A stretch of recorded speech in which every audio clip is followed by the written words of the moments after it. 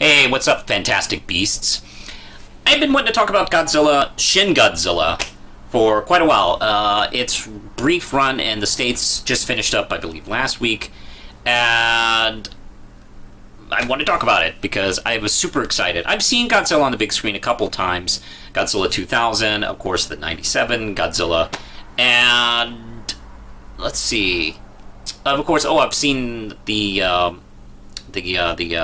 I've done some film festivals where there's this great film festival called the Phantasmo Cult Movie Cinema Explosion that they do every other month at the Chesapeake Central Library, and they've had a couple of Godzilla nights, and it's a double feature, and it's free, and it's on the big screen. It's not a theater, but it's a theater-like room. But this was rather exciting because this film just came out in Japan, like this summer, and it's brand new. It's also in subtitles. So I just could not resist. And I was very, very happy that they did a limited run in the States because, frankly, I've gotten used to maybe wait a year, if you're lucky, maybe hit DVD, or maybe a dub version in the States on limited release, like they did for Godzilla 2000. So I was ecstatic that they were going to do this. This film is fresh off the grill, and we got to go see it.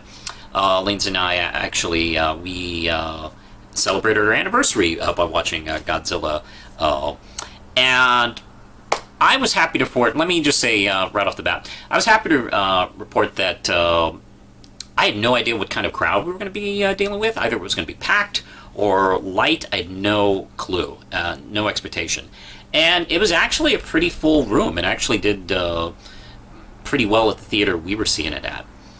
And the crowd was really into it. And to make matters more exciting, there was this young Japanese woman who sat a few seats away from us. And I could tell she was Japanese. She wasn't just Asian American. I could tell by her accent when I heard her talk a little bit, and she broke into Japanese every so often. So that was as close as we could get to going to Japan and seeing an actual Godzilla film. Nice packed room. We sat 2 seats away from a Japanese woman. Excellent. And I could definitely tell because there were some things within the film that I could hear her laughing about that were clearly, that's a cultural issue. That's a cultural thing that she's laughing about because she's getting it.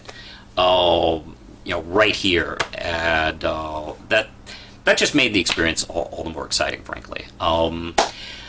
So what did I think of the film? Probably I should, maybe do a plot synopsis. I don't know if you have to. It's a Godzilla film. There's a couple of different plots in Godzilla films. This is a solo Godzilla film, which means that he shows up, attacks, the humans try to figure out how to get rid of him, and then they do. The end. The monster fighting episodes are like Godzilla is here, and this other super worse beast shows up, and Godzilla has to be kind of pointed in that direction, take him out. That's kind of most Godzilla films. Yeah, you know what? I complain about zombie films being the same thing over and over again. Maybe that makes me a hypocrite because the Godzilla films are pretty similar to each other. It's all about the interpretation, and it's all about what the culture is like at the time the film is made, because these films are, of course, not about really the monsters. It's kind of about us, and you can say that about zombie films, for an example. And this film, I think, very much goes into what Japan is like today. And this is not a continuation in any way or a sequel. A lot of Japanese films of Godzilla, they tend to ignore the previous sequels and just only pay attention to the original. They've done that over and over again, which is a neat method.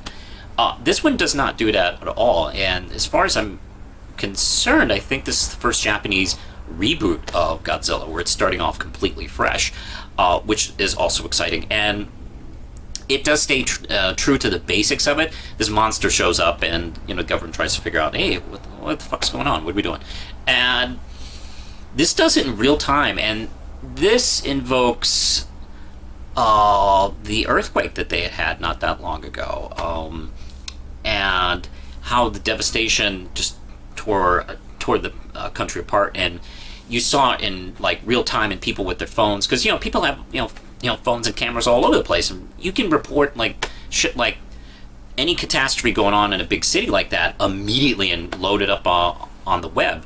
And that's what's going on with this one. It's less mysterious in the the 50s version because people have access to that stuff now.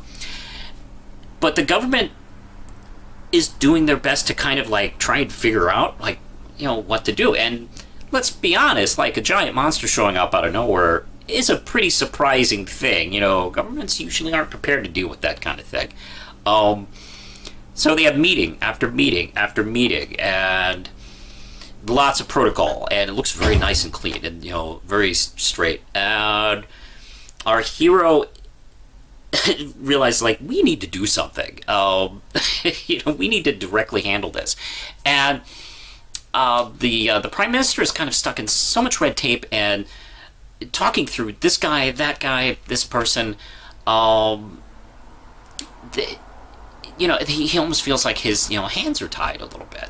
Up also pops up the added tension, and I think this is one of the more interesting things about the film, is the U.S. government, us, the good guys, U.S. of A., America. We'll tell them, hey, we'll handle this, we're cool, we'll just show up with our bombers and kill it. This is what we always do. And we actually kind of make things a little bit worse. And the stunningly awesome sequence. Now, look, one of the cool things about Godzilla films is the build-up of the atomic breath. Like, when are we going to see it? How cool is it going to be? What's it going to do with it? And this film does not disappoint. This film is stunning in its use of the atomic breath, and even goes so far as having him, shoot lasers. It condenses into a laser and just tears apart the entire city, and even shoots out his dorsal fins. It makes it terrifyingly effective attack on the entire city.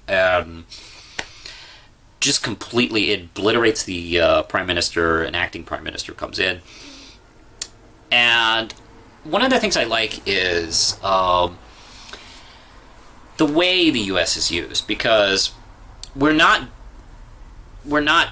condemned as bad guys or as idiots. We're not making the situation better, though, and America's actually adding to the tension. And it's interesting because when you think about it, Japan hasn't had a active standing army since World War II. That's been part of the deal. And a number of countries have pretty small militaries, and we're such an overriding force on the rest of the world. We kind of just show up and take care of stuff. And you know what? That's got to affect a country. That's got to affect a mindset of a country where, I guess we suck. We'll have the Americans take care of it. And there's that added tension because we want to come in there and nuke it. And yes, we know as Godzilla fans that's a bad idea. It'll only make things worse, but they don't know that. And they're running out of options. I like one of the lines. One of the officials has this cool line about where if this was going on in New York and it was up to me, I'd probably say the same thing. Because, yeah, it's easy to sacrifice in another country when you really don't have to deal with it too much.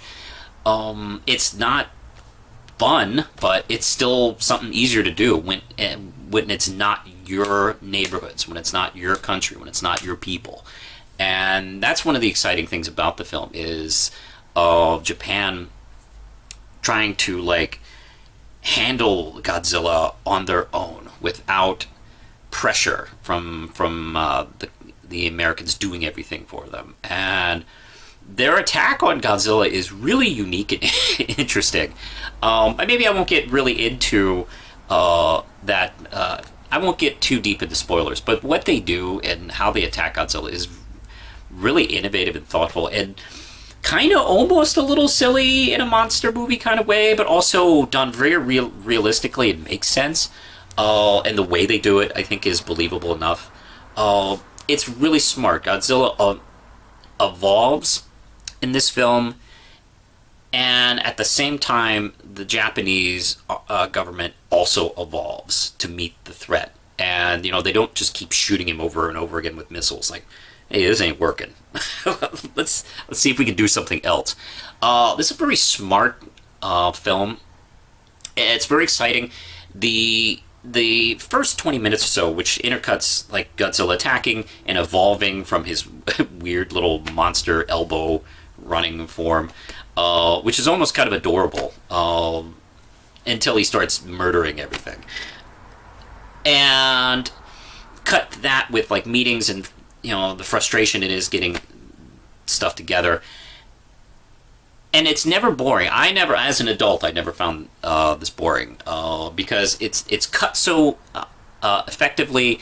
It's not like Phantom Menace boring, where we get to watch all these like meetings and stuff like that. It's like, hey, come on, let's get going. No, it's cut almost like I know this is a random comparison, like Scorsese's Departed, which goes through very short scenes and taking us through some really strenuous moments and activities, and kind of building on top of each other in a fast pace. It kind of does that in a way. I would recommend, if you watch this with kids, especially little kids, they might find the first 20 minutes, maybe first half of the film, kind of boring. This is not an 8-year-old Godzilla film. Final Wars is good for that. Godzilla 2000 is good for that. This might be a little above them. You might want to like skip, or I don't know, like, hey, talk to them for a minute. Like, hey, how's it going, little Timmy? How's your mother doing? She hasn't really returned my calls. Oh, hey, the monster's back. That might be a good way to do it.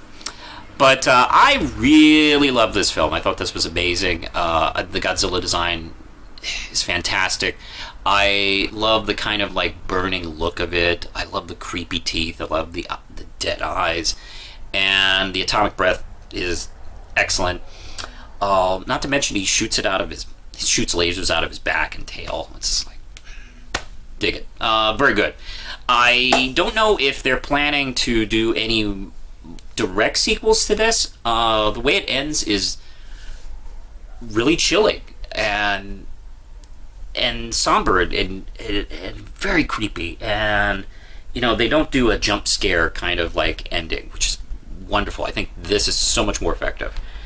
I don't know if their plans are to continue with this storyline, or they're going to do like what they did in the 2000s, where it's like new random different stories.